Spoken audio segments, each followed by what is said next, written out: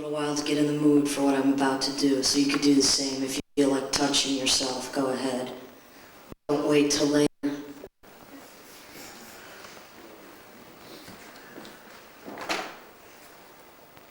Oh yeah, I'm on the road now, you know, traveling from town to town, city to city, country to country, continent to continent, world to world, planet to planet. The usual trip. I just got back from Los Angeles, which is a world unto itself, which I don't wish any of you to ever visit because it's not very interesting at all, I can assure you. I went out there trying to take a small vacation, vacate being the prime word. And while I was out there, I mean, you know, Hollywood, there's that whole legend going on about, you know, oh, the decadent Hollywood movie star trip, which I thought I'd get right into. Because everyone in Los Angeles thinks they're either a rock star or a movie star. Everyone's got a limousine, and I didn't want to be any different.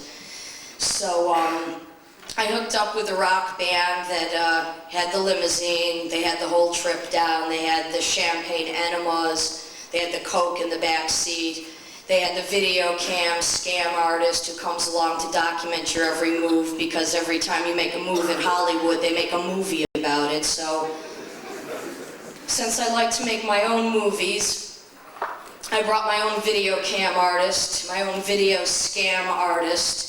And because immediately I got so sick of how weak everyone and everything is out in Los Angeles. You know, everyone's got the like phony biker pose, post Guns N' Roses glam rock act, which is very dull, I can assure you.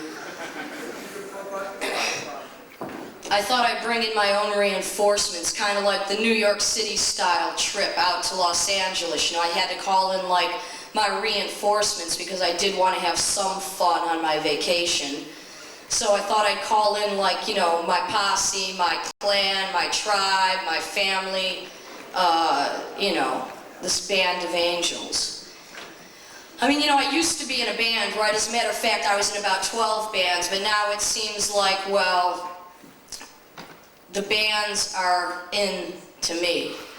As a matter of fact, the band was in me, inside the hot tub, because in LA everyone's got the condo with the hot tub, with the jacuzzi, with the swimming pool, and since one of my main jobs as a talent coordinator is to kind of use the natural resources of any one given place, I'm like, hey, I'm out in Hollywood, I'm going to do the whole trip. I'm going to do the whole Love Boat cruise, I'm going to do the whole Hollywood decadent champagne enema trip, I'm not going to stop, I'm not going to draw no lines, I'm just going to use the natural resources.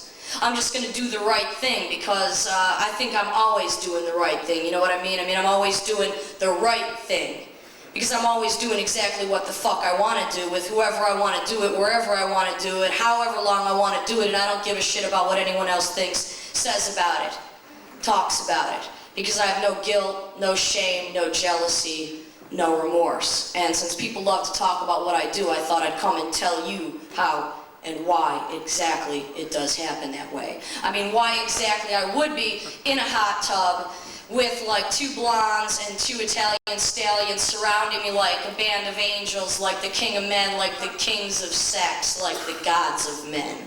So I'm there in the hot tub like a fireball, like the steam's just rising around to the moon, the stars, the heavens above are opening up, open and wide for Chunky. And you know those hot white tattooed cock rockers, they got those fucking cocks the size of my forearm, and I'm just gonna use the natural resources. I'm just gonna do the right thing. I'm just gonna do what comes natural. I'm just gonna allow them to slurp in on my fountain of youth, on the wine of my youth, and they're doing what comes naturally. They're giving that good, sweet, delicious head, yeah. And I'm just taking it in. I'm just sucking it in. I'm just slurping it in. I'm just doing the right thing. I'm just doing what comes natural. I'm just doing it the way it's got to be done, the way I need to do it, the way it needs to be done.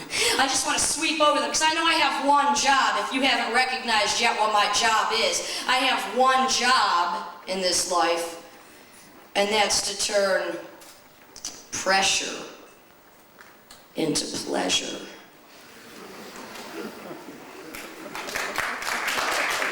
It's to turn tension into pleasure. It's to turn my pressure into pleasure. So I'm just sweeping over them like the sea of tranquility, like a sea of love, like a flood, like a tornado, like an earthquake. Yeah. I'm just doing the right thing. I'm just doing what comes natural.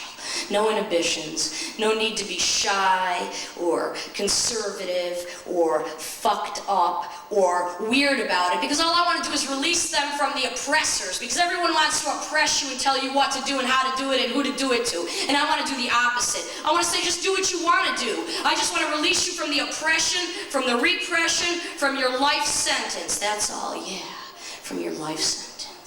I just want to give them a little taste of something that they can't get at home. Just a little taste of what they can't get at home, what I can't get at home. Because I know that at home, and I never want to go home, and that's why I'm always on the road. I never want to go home, because home is where the hard bitches and the hard cocks are that just don't want to understand. That just don't want to understand about the scarification rituals, about how you can turn those ties that bind into ties that bond.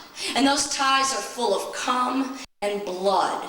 And they just send me free-falling back into some kind of timeless wonderland where I don't know what time it is. I don't know if I'm with the Vikings. I don't know if I'm with the cavemen. All I know is I'm with a band of angels. Yeah.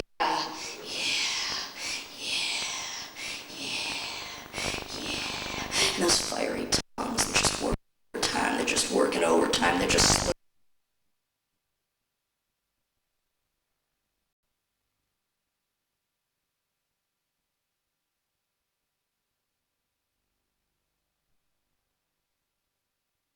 because when I can't get nothing, no how, no way. I couldn't get fucked to save my life. Take my life. Because in New York, all you do is suck sewage. You're in the necropolis. In New York City, all the pleasure palaces have been turned into torture chambers. And night after night, I'm just rocked to sleep with the reek of stench and stink and sickness. Where night fatigue and street sickness, they just wash over you in the killing zone of false memory. And the only thing I hate worse than false memory is rumors, and that's why I'm here to set the story straight tonight. Yeah.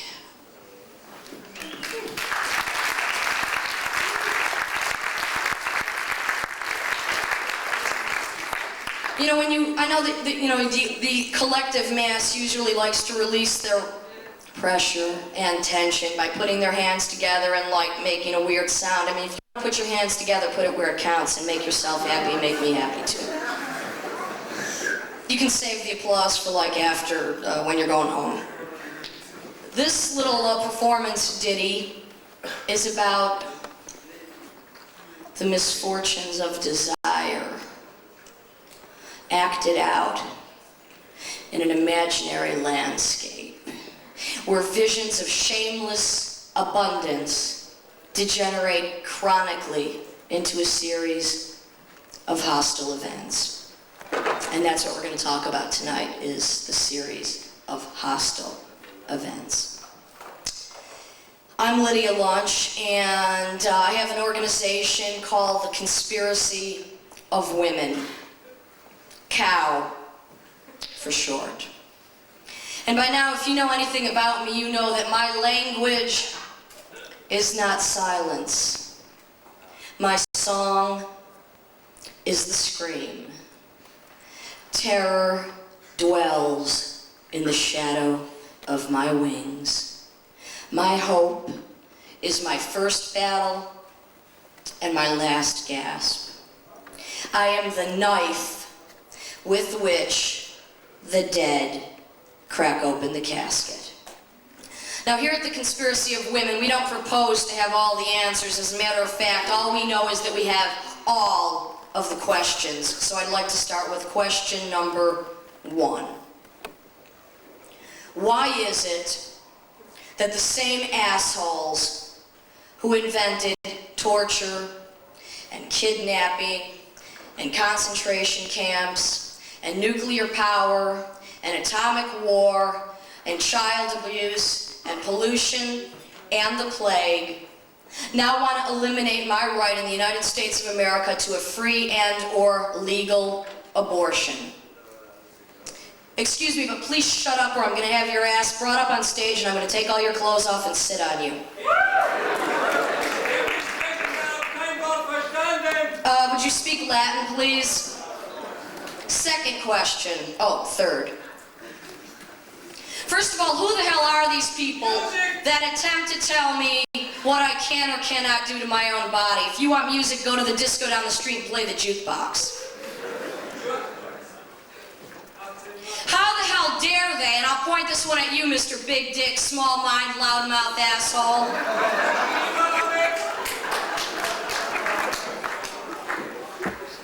How the hell dare they attempt to prevent me from preventing them from the future abusing of another generation born into this perpetual holocaust of permanent destruction? I say as our number one priority in the conspiracy of women, mandatory abortion and mass sterilization must replace religious uproar, moral outrage, horror, war, and abuse. I'll talk to them on their own terms in my political tirade. I'll quote them, I'm not shy, and then you can quote me. Just say no. Just say no. Just say no, I'm not going to take it. No, I'm not going to stand for it. No, I'm not going to take it lying down. No, I'm not going to lead the life of my mother just because you want to act like the eternal father, the eternal fucker. The first recorded episode, if you want to go back and get a little history lesson of child abuse, was our hero, that idiot, Jesus. The man that lived fucked up and fucked over, overshadowed by his daddy's footsteps, held up as some kind of religious icon who was meant to be worshipped. Because they knew, they told him from day one, they pounded it into him. The only way to heaven is through divine punishment. The only way to heaven is through divine punishment. The only way to heaven is through divine punishment. And I say, fuck that. I am not familiar with the geography of heaven.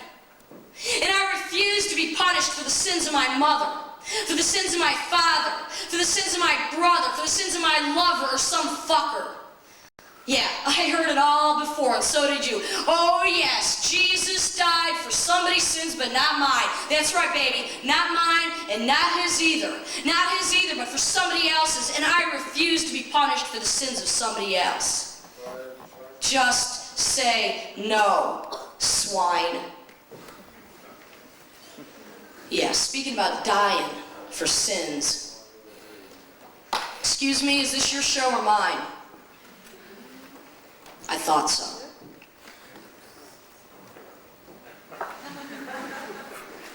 My father just died 3 days ago, and that's no affectation of my mood. I'm always this way. Of a cerebral brain stroke at the age of 57, which doesn't really bother me that much except for I'm plagued with chronic migraines, and I could be next in line, which wouldn't surprise me. It didn't surprise me either when my mother enshrined his ashes on the fireplace over the fake Yuletide log next to the furniture, which is coated in plastic, and all the books by Dr. Seuss and Betty Crocker, all the cookbooks and the Bibles that my father used to sell when he first met my mother, the liar that he was. And she was crying on to me on the phone when I called my mother to check in on the formation of his ashes in the crematorium. Oh, I was married to him for 34 years. What am I supposed to do now? Old habits. Yeah, my old habits are hard to break, and so are bad habits. And Dad, if you remember him like I do, had every bad habit in the fucking book. Because if he wasn't smoking the endless cigarettes, or drinking the endless cups of coffee, or eating the big fat steaks every night, or drinking the Jack Daniels and washing them down with a 6-pack of beer, or going to the horse races, or going to the dog races, then he spent all of his time pinching and twitching and twisting and molesting any woman, any female, woman, child, no matter what age, that walked into the same room that he would be in. I remember the scars because I still got a few. All over my arms, my ass, my thighs, my brain, my psyche, my soul, my spirit. Yeah. You see, with Dad, just like me, and just like probably half of you here tonight, sex was a disease that only death could cure. And now that he's dead, I kind of feel a little bit relieved because I've been praying for him to be dead for 13 years now anyway. And now I realize I can't blame him any longer. He's no longer the excuse I can use. I don't have anyone else to accuse for what my crimes are. As a matter of fact, I didn't even blame him. I didn't even blame him for victimizing me because he was victimized first, because that's how the cycle of abuse goes. That's how the cycle of abuse propagates. It doesn't start just in your daddy's generation or in World War II. It goes back to the original crucifixion. It probably goes back to even beyond that. So if you want to get over your own personal hang-ups, which is what we're here to try to alleviate tonight, don't try to blame anyone for the way you carry on in your daddy's footsteps. Whether he's dead or just the living dead, it doesn't matter. Just end it, cut it, quit it, grow up. That's what I'm trying to do. I'm almost successful.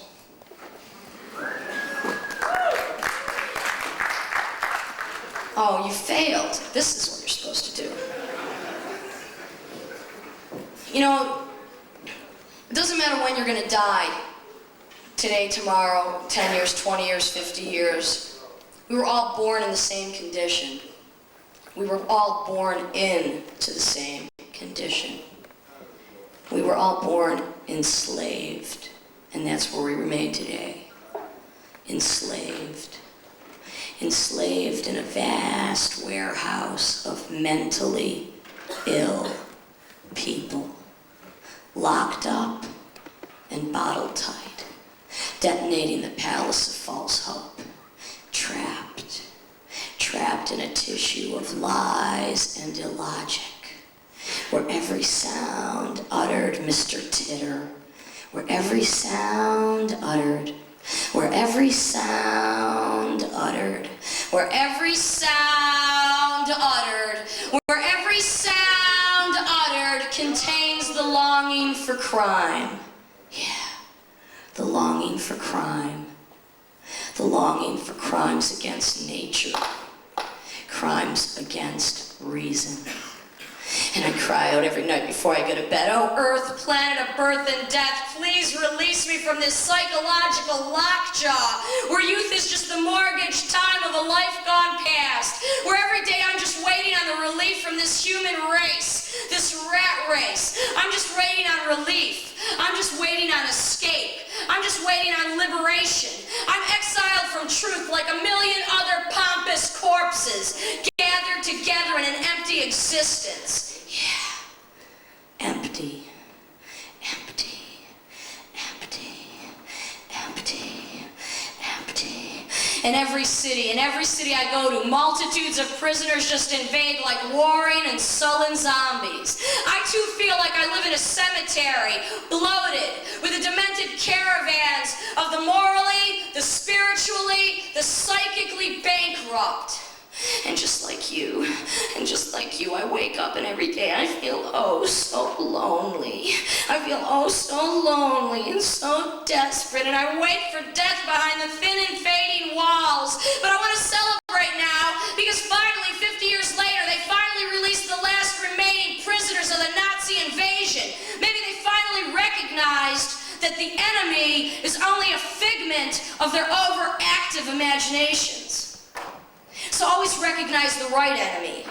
When you recognize the enemy, always keep him in sight. Never shoot till you see the whites of his eyes. Never shoot till you see the whites of his eyes. Remember, it's never too late to learn. Oh no, that's what they'll tell you in school. It's never too late to learn. It's never too late to learn from your mistakes. Only you don't want to learn from your mistakes, because it's the only constant in your corrupt lives is the mistakes you continue to make. You never want to learn from your mistakes. No one wants to learn from Dachau, from Auschwitz, from Cambodia, from Phnom Penh, from Vietnam. No one wants to learn from that. No one wants to learn because everybody wants to act like an acrobat in the dark, mutilating corpses. I really don't give a shit how many fucking Marines are battered into man-made meat patties and left to rot in holy hell. I'll quote your country this time. This way, ladies and gentlemen, to the gas chambers. Yes, this way, ladies and gentlemen, to the gas chambers. The theater of the white man's revolution is just about over. Oh, yes, just about over. Remember, just like they told you in the war, one death like my own would surely be a tragedy. But 1 million, or 10 million, or 20 million is merely a statistic.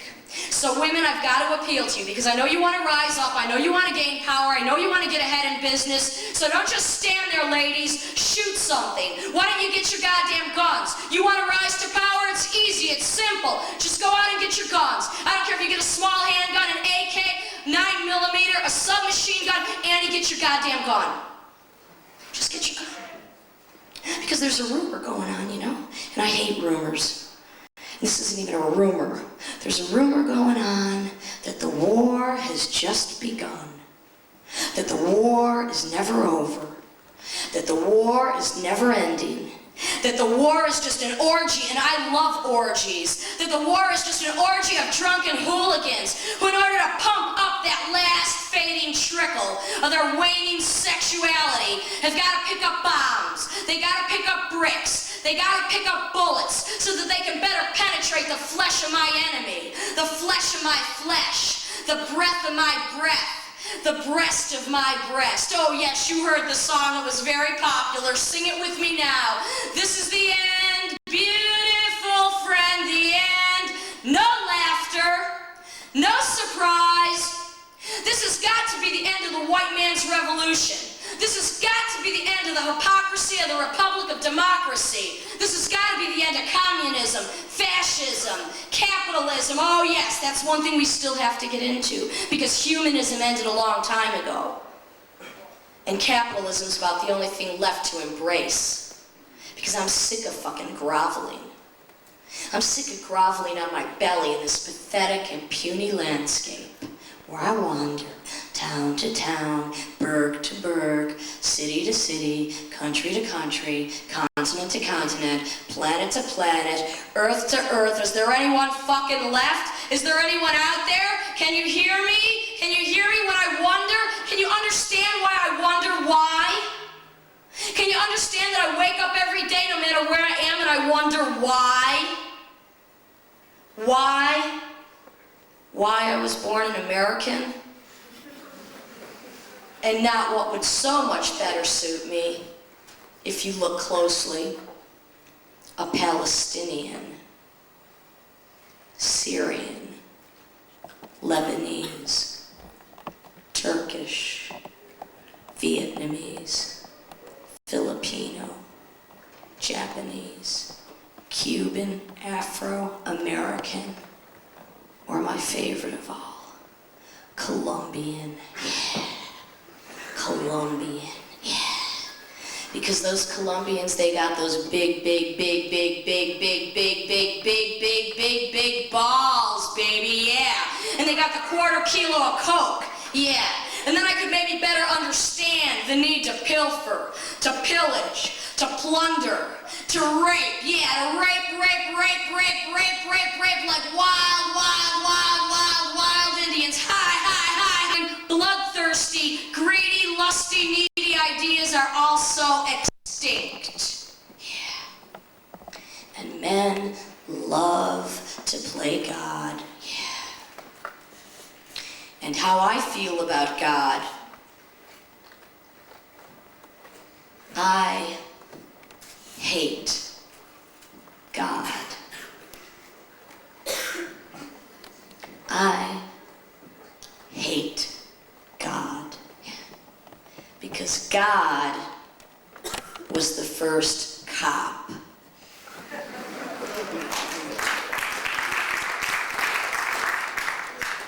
God was the first cock. God was the first big-dicked, low-down, good-for-nothing, mean-ass motherfucker that subjected me to this life sentence that I've been trying to escape for the last 10, 20, 30, 40, 50, 60 years of my rotten motherfucking life. But I know that there is no escape because I've tried every single one of them. Yeah, there is no escape. There is no escape and there is no God. But that doesn't stop me praying for those poor reckless fanatics lost in that limbo of time without limits, of world without end. And every night when I'm down on my knees and I'm praying for one thing. I'm praying for boys. Yeah. I'm praying for boys. I'm praying for boys that don't know any better. I'm praying for boys that don't know any different.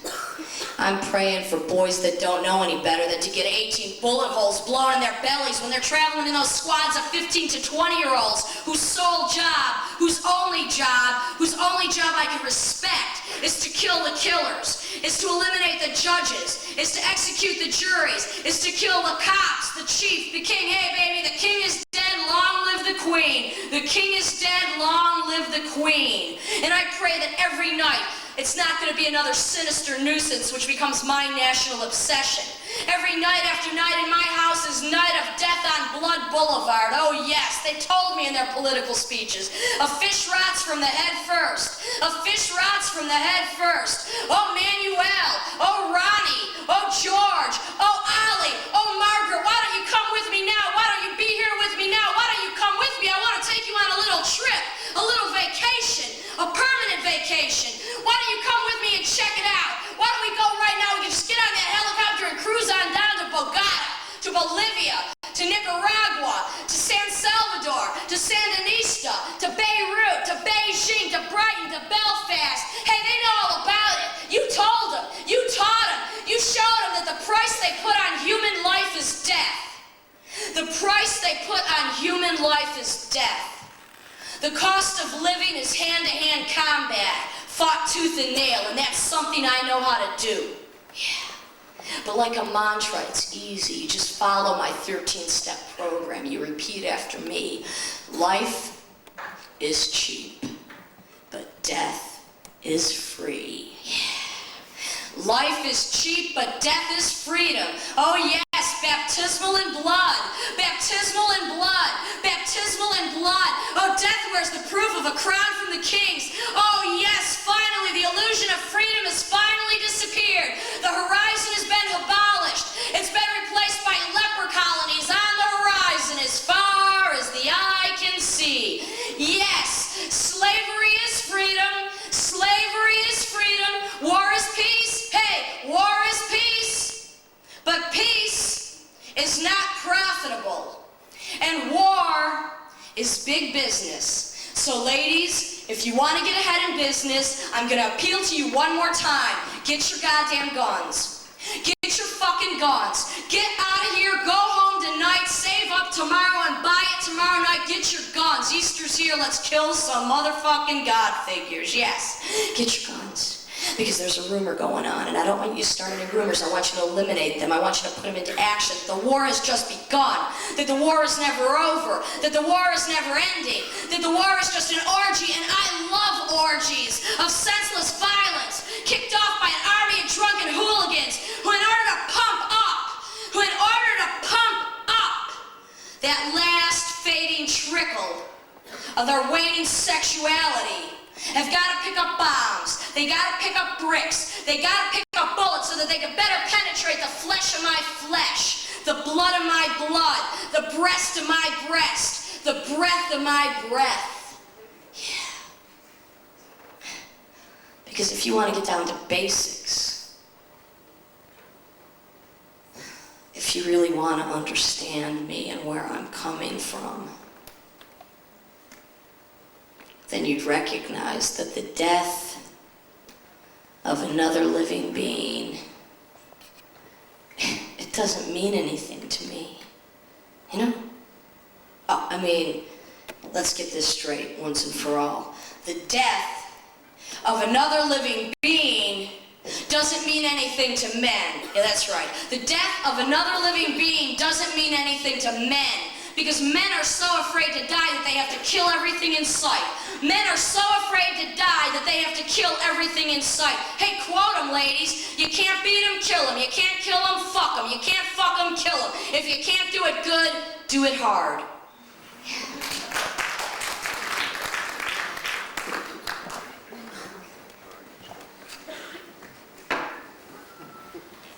Part of the philosophy of the conspiracy of women in our 13-step program, the philosophy without dogma, because we don't believe that there's any greater being than this, there's no higher power, is that if men bled every month as much as I do, that maybe some of their bloodlust would be eliminated.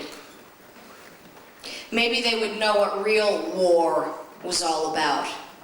And I'm not talking about the monthly bloating or the cramping or the hunger or the sexual insatiability or the blood, my favorite part. That's not even, to me, real hell isn't that monthly irritation. I kind of like the mood swings. It makes me feel like I'm alive. It gives me an excuse to have an attitude, which I don't need an excuse for anyway, but it helps. Real hell, and I know the ladies will know what I'm talking about when I say, is chlamydia, condyloma, vaginosis, vaginitis, condyloma, endometriosis, dysplasia, tubal ligation, genital warts, herpes, syphilis, gonorrhea, or my favorite disease of all, non-specific urinary tract infection. Now, I'm not going to lay some heavy moral trip on you and go, well, look, you know, all these diseases could be easily prevented. All it takes is 50 cents and a condom. It's not the prevention of sexually or socially transmitted diseases that pisses me off. It's the fact that every time I gotta go to the doctor for one, and they stick a glove on their hand, and they stick it inside my crotch, and they immediately pull it out, and they smell it, and they charge me $75, and they can't even get me off while I'm up there with my legs spread wide open. Part of the problem. The real problem is that they don't want to cure sexually transmitted diseases. Is that they want you to have sexually transmitted diseases. That they want you to have feminine cancers. Yeah. That they want you to have cancer. That's why the tax they put on breathing is called cancer, because they've made sure that everything gives you cancer, from breathing to eating meat to eating vegetables to TV screens to video monitors to computers to satellite discs, which import contagions from outer space and give you diseases you don't even know the names to yet. They want you to have cancer. They want you to have cancer so that you can be weak and sick and in pain, so that they can control you. Because they're perverters. Middle-aged white men in white coats. Perverters of art, history, religion, science, and now medicine.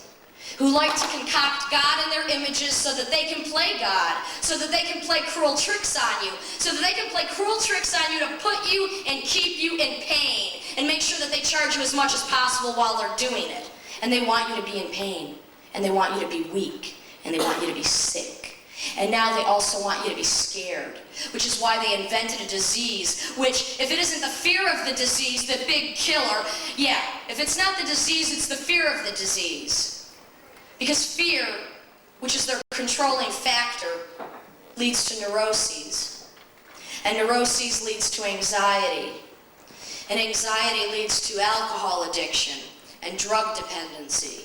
And alcohol addiction and drug dependency lead to Alcoholics Anonymous and Narcotics Anonymous and sex and loving addiction and Sexaholics Anonymous and women who love too much and my personal organization, Women Who Hate Too Much.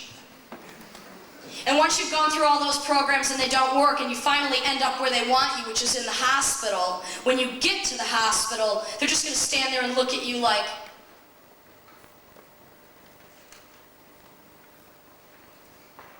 I told you you would get something. I knew you were going to get something. What, did you think you could act like that and not get anything? Did you think you were immune to this? Do you know that every person you slept with, you've also slept with every person that they've slept with, and every person that they've slept with, I wish I slept with them all. What I didn't expect is that when I got to the hospital, I would be treated like a human lab rat. Like a human guinea pig, like a monkey drunk on poisoned blood. I didn't know that I would no longer be able to control myself, which is how they want you to be anyway, out of control. They want you to have no control over your imagination.